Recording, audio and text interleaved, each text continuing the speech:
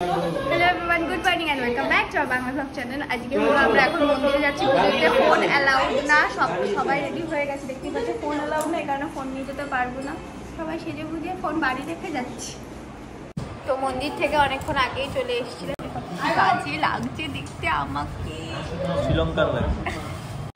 এখন হলো আমরা সবাই মিলে বিচে যাচ্ছি, কারণ আমি প্রথম দিন স্নান করতে পারিনি, তো আজকে আমি বিচে গিয়ে ঝাঁপিয়ে স্নান করবো। ইনি যাবেন না, ইনি বাদে সবাই যাচ্ছেন, ইনি বাড়িতে থাকবেন, আমরা যাই। যথারীতি কেউ যাচ্ছে না ফোন নিয়ে যাওয়ার জন্য, তাই এই ক্লিপও দিতে পারবো না। বাড়ি এসে আবার সে বিকেলবেলা যখন বাসে উঠবো মনে হয় তখনই আবার ভিডিও করা হবে।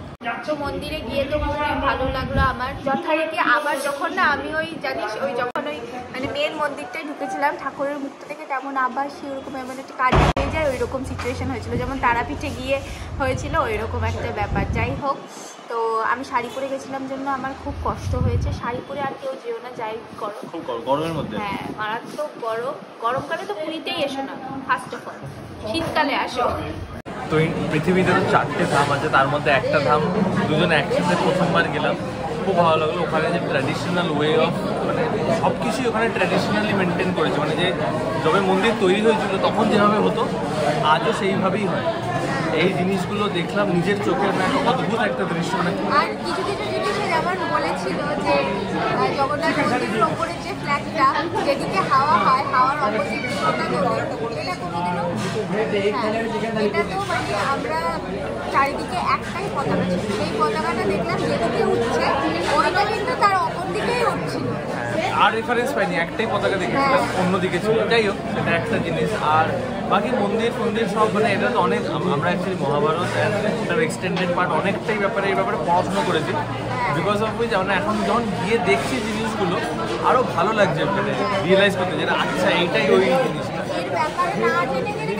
না জেনে গেলে কিচ্ছু ভালো লাগে না, আমাদের পুরো শুধু মহাভারত না, মহাভারতের পরে কি হয়েছে, কৃষ্ণে মরার পর কি হয়েছে, সেই আছে আসল ঘটনা জগন্নাথে। যাই হোক, কেমন চান করলি?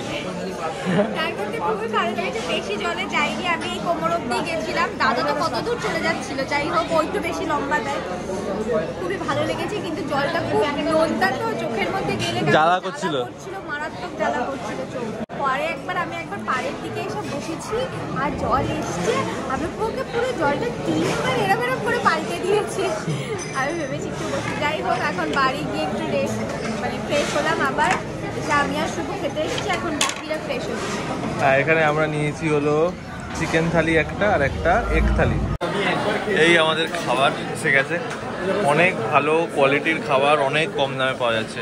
রেস্টুরেন্টের নাম হচ্ছে 13 পার্বণ রেস্টুরেন্ট। তো ফাইনালি এখন বাজে হচ্ছে 7:30 কাছাকাছি, অ্যান্ড আমরা এই বাস কমপ্লেক্সে পৌঁছে গেছি।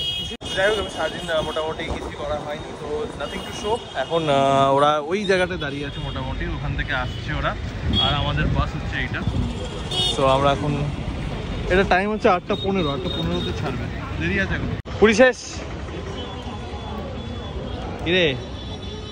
আমার ভালো লাগছে না, আমি বাসে যাব না, আমার বমি পাচ্ছে। বাস ভালো হতে পারে, দেখছো স্লিপার তো ভালো লাগছে না, খুব কষ্ট হচ্ছে মনে হচ্ছে। ভেতরে ভাবছিস বলে, যে তো ভাবছিস এরকম হচ্ছে। চল এই বাসটা কি বড় বাস? চল বাস ওখানে দাঁড়িয়ে, জয় মাতা দি। কি গেট আপ রে বাসের, সেরা গেট আপ তো, গদি আছে সুন্দর মতো, আবার চাদর সব দিচ্ছে রে। আর তুই এরকম করিস না, ভালোই গন্ধ ছাড়ছে। বাসে উঠে পড়েছি, বসে পড়েছি, এই সিটটা আমার আর শুধু আমার ভালো লাগছে না শরীর। আর ওইদিকে বসে আছে মাসি, দাদা আর আরাইনা, আর মা বাবা আর মেশো নিচ্ছে। আবার সেই বাড়ি পুরী শেষ, পুরী যাত্রা শেষ, জয় জগন্নাথ। পুরি ব্যাস হয়ে গেল। এখানে পুরীর খাজাই এতখানি, এখানে 1 প্যাকেট, আবার এইখানে আছে, আবার ওইখানে আছে, খাজা 3-4 মাস ধরে খাওয়া হবে মনে হয়, তাই না? এখন 11:30টার দিকে বাসটা দাঁড়িয়েছে ফর ডিনার। যারা ডিনার করেনি, আমরা খাবার এনেছিলাম, খাওয়া হয়ে গেছে, বাড়ি থেকে এনেছিলাম। তো এই পেট্রোল পাম্পে দাঁড়িয়ে আছে, ওই যে আমাদের বাসটা ওখানে, অ্যান্ড রেস্টুরেন্টটা, এই লাইটটা দেখছো, এখানে রেস্টুরেন্টটা আছে। ফাইনালি পৌঁছে গেছি আমরা, আমাদের বাস এই যে এখানে। রাত্রিবেলা আমার দুটোর অবস্থাও কি হয়েছে, এই জাস্ট ফ্রেশ হয়ে এই শ্বাস কথা বেরোচ্ছে না মুখ দিয়ে। করে নেবো না, মুখে পাউডার মেখে নেবে। আসল রিভিউ আমাকে দেখে করে, সি দ্য ডিফারেন্স এইখানটার এইখানে। তো এবার আমার পায়ে ওরকম কাদা লাগলো কি করে, তখন ঘুমিয়েছিলাম, স্লিপারে আসছিলাম আমরা দুজন, ঘুমিয়েছিলাম। হঠাৎ করে মানে অস্বস্তি হচ্ছে, টয়লেট পেয়েছে। ঠিক আছে, টয়লেট পেয়েছে, বাস তো দাঁড়াবে, আমি জানি একটা টাইমে দাঁড়াবে। আমাকে হঠাৎ করে ডেকে বলছে ইনু আমার না খুব জোর টয়লেট পেয়েছে। তারপরে যখন সহ্য হচ্ছে না, জোর টয়লেট পেয়ে গেছে, ও আবার কাউকে বলতে পারে না, ঠিক আছে, ও টয়লেট পেয়েছে পটি পেয়েছে কাউকে বলতে পারে না। আমি বলেছি, আমি নিজে নামলাম, না বলতে দে না। তারপর টয়লেট পেয়েছে, এবার চেপে শুয়েছিলাম। তারপর যখন দেখলাম যে আর পারা যাচ্ছে না, তখন ওকে বললাম যে এবার টয়লেট পেয়েছে। ও আমায় বলছে কি বলছে যে নামতে হবে না, হ্যাঁ নেমে ড্রাইভারকে বলতে। হ্যাঁ, তারপর আমি নামলাম, ও আমার পিছন আসলো। ও বলতে পারবে না ড্রাইভারকে, আমাকে বলতে হলো ড্রাইভারকে, মানে এতটাই জোর পেয়ে গেছে যে বলতে যেতে হলো যে এবার আমি করবো। এবার ড্রাইভার বলছে যে আমরা 10 মিনিট সামনে গিয়ে দাঁড়াবো, ওখানে গিয়ে করতে পারবো। আমি জানি না যে ওরা এত পেয়ে গেছে যে ওরা পারছে না, ঠিক আছে। আমিও তখন বুঝিনি। তারপর উপরে উঠে এসে আবার আমরা বসেছি, শুয়েছি যে 10 মিনিটের তো ব্যাপার। 2 মিনিট হয়েছে শুয়েছি, রীতিমতো কষ্ট হচ্ছে। আর তারপর রিয়েলাইজ করলাম শুধু টয়লেট পাইনি, টয়লেটের সাথে ওটাও পেয়েছে। কি করব, প্রথমে তো সেই চেপে 10 মিনিট দাঁড়াবে, সেই 10 মিনিট হয়ে যাচ্ছে প্রায়। এই সিচুয়েশনে আমার টেনশনও হচ্ছে যে কেমন একটা করছিল। হ্যাঁ, আর আমার হাসিও পাচ্ছে। কি অবস্থা, সবাই শুয়ে আছে, ঘুমোচ্ছে, বসে আছে। এবার আমি আর পারছি না। তারপরে লাস্টে মানে আর পারছি না, মানে এরপর ফেটে যাবে, নালি ফালি সব ফেটে যাবে। বলছি নাম অনেকক্ষণ ধরে। এবার বাসের ড্রাইভারের কাছে গেলাম, গিয়ে রিকোয়েস্ট করলাম, হ্যাঁ তারা বললো এই এসেই গেছি গিয়ে ওখানে দাঁড়ালো। এবারে ওইখান থেকে যে যাবো, ওইখানে একটা জায়গায় একটু কাদা ছিল। এবার কাদায় পা দিলে কি হয়, এইটুকু দেখতে পারে, ওটা আসলে ডোবা ছিল, পা দিয়েছি ঘট করে ডুবে গেছে অতটা। আর তারপরে গিয়ে পায়খানা করে, ওই পায়খানার যা সিন হতো দেখেছে। শোনো কি হয়েছে, ঠিক আছে। এবার ও যখন পটি গেছে, ঠিক আছে, আমারও টয়লেট পেয়েছিল। এবার ওকে ওরকম পটি দেখে না, দেখছে আমারও পটি পেয়ে গেছে। তখন মানে ওর পটি তখন ঢুকে গেছে পটিতে, কিন্তু আমি আর পাচ্ছি না থাকতে, এত জোরে পটি পেয়ে গেছে, ঠিক আছে। এবার ও ঢুকেছে, আমি ভাবছি মনে হয় পাশেরটার থেকেও ওরটা বেশি পরিষ্কার। পাশেরটা অলরেডি পরিষ্কার ছিল, তাই আমি ওর জন্য ওয়েট করছিলাম। ও বেরিয়েছে, দেখছি ওরটা তো খুবই নোংরা, ঠিক আছে। তারপর আমি পাশেরটা গিয়ে আমি পটি করলাম, তারপর আমার শান্তি হলো। তারপর আমার এমনি বাস জার্নিতে সত্যি কথা বলতে যাওয়ার সময়ও কষ্ট হয়নি, আসার সময়ও কষ্ট হয়নি। কেন কিনা বাস দুটোই খুবই পরিষ্কার, আর আমার পরিষ্কার জিনিস হলে না আমার মনটা ভরে যায়। সবই ঠিক আছে, কিন্তু সব ফালতু কথা বলে তো লাভ নেই। ট্রেনে যতই নোংরা হোক, পায়খানা পড়ে থাকুক, তুমি পেলে করতে পারবে। বাসে এটা বিশাল বড় problem. That's why I don't, মানে আমি প্রেফার করি না বাস। মানে আমি এটা যাওয়ার আগেও খুব স্কেপটিক্যাল ছিলাম যে যাবো না। তারপরে সবাই মিলে টিকিট কেটে চলে গেলাম। কিন্তু এই যে ঘটনাটা ঘটলো, এরপরে বাসে যাওয়ার সময় এইসব মনে পড়বে। যা খিদে পেয়েছে, এখন যাব খেতে। আর সব থেকে ইন্টারেস্টিং পার্ট, আমাকে আজকে আবার কোর্টে যেতে হবে। এখন বাজে 6টা।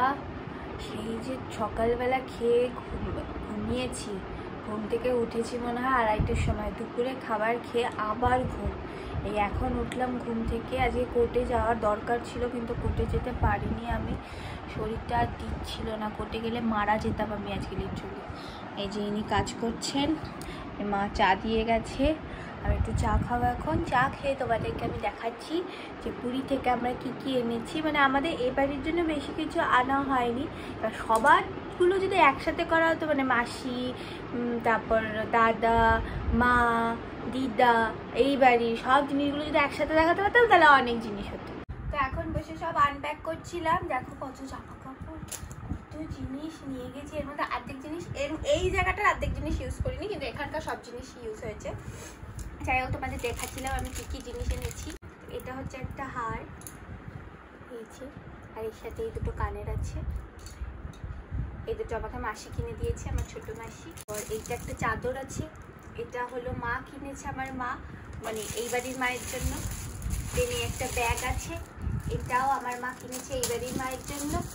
তারপর এখানে একটা শাড়ি আছে, যেটা আমার মামাকে কিনে দিয়েছে, কেন জানি না আমি, সম্বলপুরি সিল্ক। খুলে দেখাবি না? ইয়েলো কালারের। তাহলে এটা পরে রিল আসছে একটা, তাই তো? মা বলেছে এটা পয়লা বৈশাখে ঠিক করতে। এই কটা জিনিসই আনা হয়েছে, শুভুর জন্য কিছু আনা হয়নি। ও শুভু কি যেন নিয়েছে একটা, আমরা ফ্রিজ ম্যাগনেট। ওটা আমি কিনেছি আমার জন্য।